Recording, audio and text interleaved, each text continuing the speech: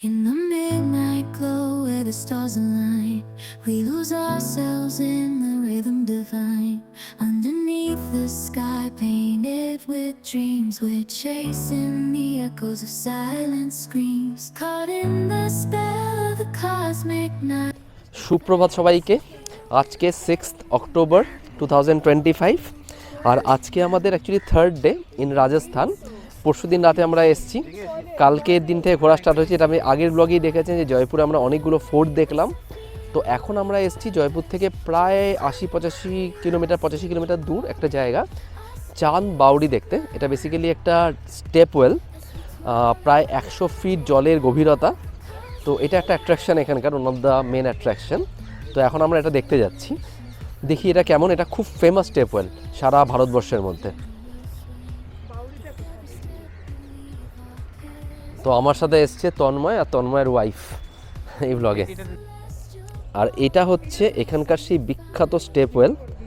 দেখুন কি অপূর্ব আর্কিটেকচার।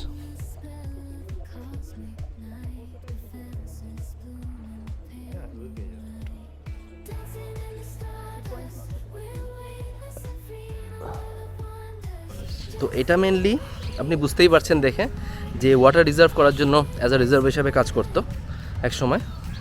তো হ্যাঁ,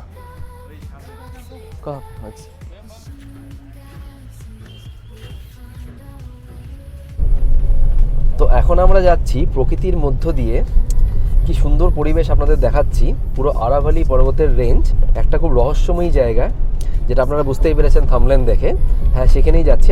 আশা করছি আরও আধা ঘন্টার মতো লাগবে ওখানে পৌঁছাতে। আর আপনি রাস্তাটার ইয়েটা দেখুন, ভিউটা দেখুন। এখানে একটু গাছপালা দিয়ে ঢেকে গেল ব্যাপারটা।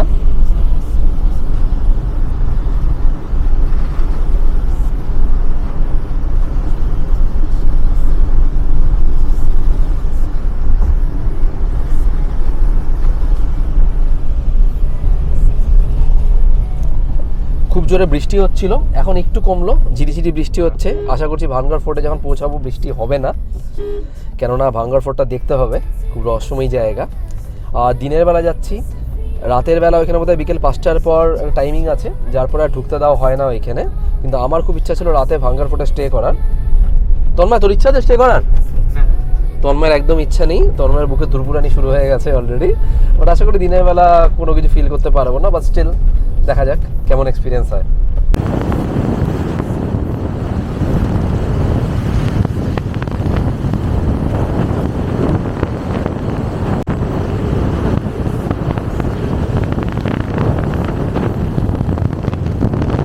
তো আমরা জাস্ট এসে পৌঁছালাম ভাঙ্গার ফোর্টে। তো পেছনে দেখতে পাচ্ছেন দরজা, তো এখন আমরা ভেতরে যাব। এটা খুব ইন্টারেস্টিং প্লেস, কেন এর সম্বন্ধে অনেক কিছু ইন্টারনেট আপনারা পেয়ে যাবেন। বলা হয় হচ্ছে এটা একটা হন্টেড জায়গা, এখানে কোনো স্পিরিট আছে বা অশুভ কিছু আছে, নেগেটিভ এনার্জি ফিল করা যায়। এই জন্য গভর্নমেন্ট অফ ইন্ডিয়ার তরফ থেকে, আর্কিওলজি ডিপার্টমেন্টের তরফ থেকে অ্যাকচুয়ালি সন্ধ্যা 5টা সাড়ে 5টার পর বোধহয় এখানে অ্যালাউ করে না। ঠিক আছে, দেখা যাক, আমরা যাই ভেতরে।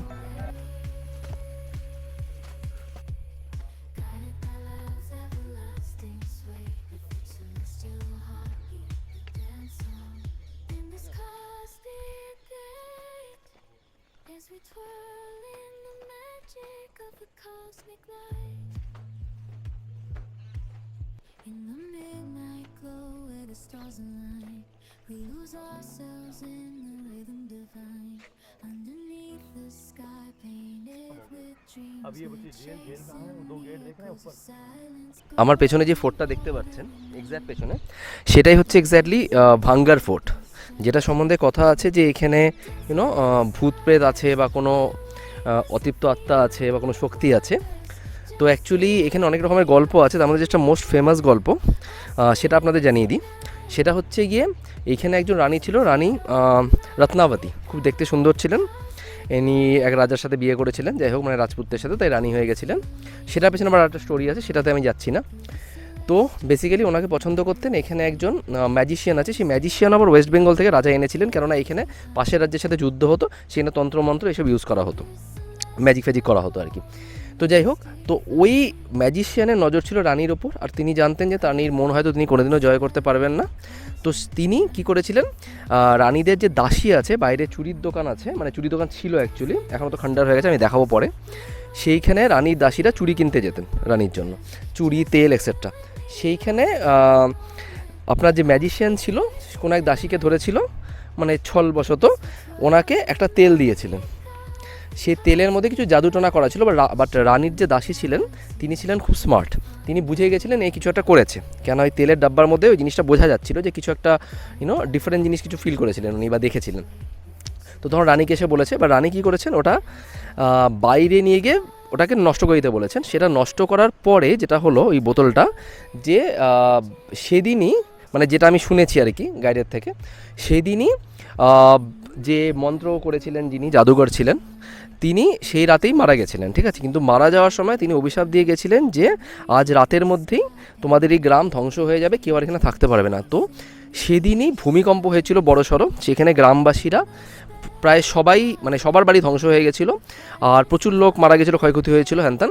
তো তারা সেই রাতারাতি সেই গ্রাম ছেড়ে পরের দিনই চলে যায়, পরের দিনের মধ্যে। তো তারপর থেকে বলা হয় যে এই জায়গাটা যেটা আছে সেটাতে এত লোক মারা গেছিলো একসাথে, আর সময়ের আগে মারা গেছিলো বলে এই জায়গাটাতে কিছু স্পিরিটস আছে বা আত্মা আছে যারা স্যালভেশন পায়নি বা মোক্ষ পায়নি।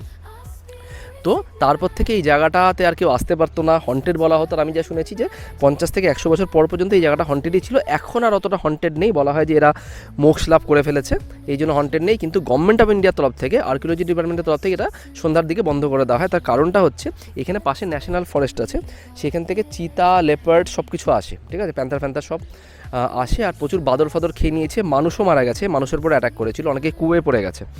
তো এই জন্য গভর্নমেন্ট অফ ইন্ডিয়া থেকে এটাকে বন্ধ রাখা হয়। তো এইটা হচ্ছিলো পুরো স্টোরিটা বিহাইন্ড দিস ভাঙ্গার ফোর্ট অ্যাকচুয়ালি। পুরো স্টোরি দেখুন, এখানে বাদর আছে, খুব সাবধানে থাকতে হচ্ছে, এত বাদর আছে এখানে। তো পুরো স্টোরিটা ভাঙ্গার ফোর্টের। তো যাই হোক, আপনাদের বলে দিলাম। এবার আমি ওপরে যাচ্ছি ভাঙ্গার ফোর্টটা দেখতে। এখন আছে না আছে আমি জানি না, সেটা পরীক্ষা করার উপায়ও নেই আমার কাছে। তো আর কি বলবো, যারা বিশ্বাস করছে করুক, যারা বিশ্বাস করছে না তাদের ঠিক আছে, কিন্তু এটার কোনো প্রুফ নেই এই মুহূর্তে। We'll find our way, guided by love's everlasting sway, with its celestial heartbeat we dance on in this cosmic gate, as we twirl in the magic of the cosmic light. In the midnight glow where the stars align, we lose ourselves in the rhythm divine, underneath the sky painted. এখন আমরা ভাঙ্গার ফোর্টে ছাদের উপরে দাঁড়িয়ে আছি।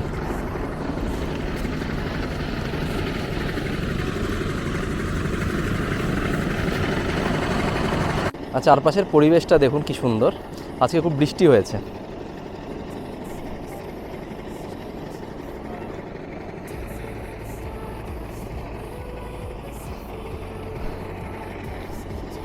তো আমি তো কিছু অস্বাভাবিক এখানে ফিল করলাম না, জানি না কি সত্যি কি মিথ্যা।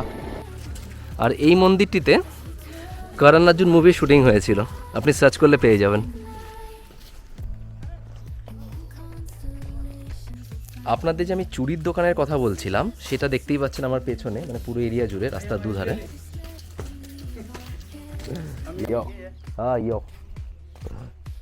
क्या नाम है आपका भैया? मेरा नाम है सोनू सैनी। कहाँ से आ रहे हैं? यहीं से गोला के पास भानगढ़ से। अच्छा, आप तो इसका मतलब पहले भी आ चुके हैं? हाँ बहुत बार।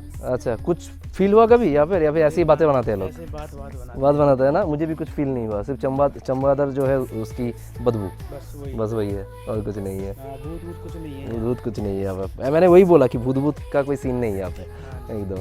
ठीक है भैया, चलो एंजॉय करो। हाँ चलो बाय। তো একজনকে পেয়ে গেছিলাম লোকাল। তো যাই হোক, তো এইটা হচ্ছে পুরো বাজারটা, ডান দিক বাদিকে পুরো বাজার। এখানে শুধু চুরি না, বিভিন্ন রকমের বাজার বসতো।